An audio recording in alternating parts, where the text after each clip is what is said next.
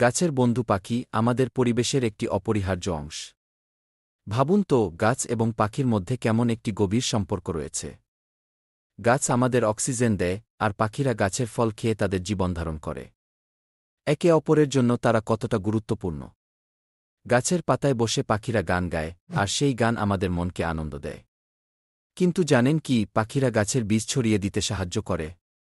যখন তারা গাছের ফল খায়, তখন তারা বীজগুলোকে দূরে নিয়ে যায় এবং নতুন গাছ জন্মাতে সাহায্য করে।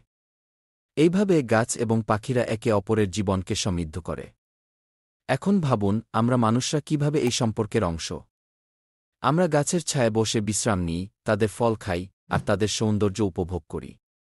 কিন্তু আমাদের দায়িত্বও আছে। গাছগুলোকে রক্ষা করা, তাদের যত্ন নেওয়া আমাদের কর্তব্য।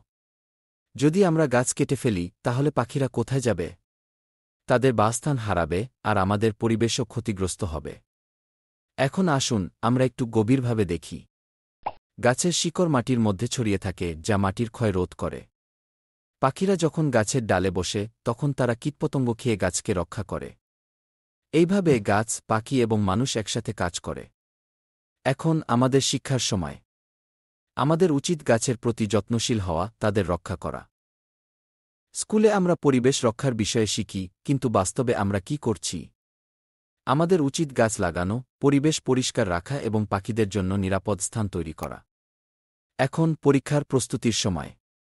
মনে রাখবেন, গাছ, পাখি এবং মানুষের সম্পর্কের এই জটিলতা বোঝা খুবই গুরুত্বপূর্ণ।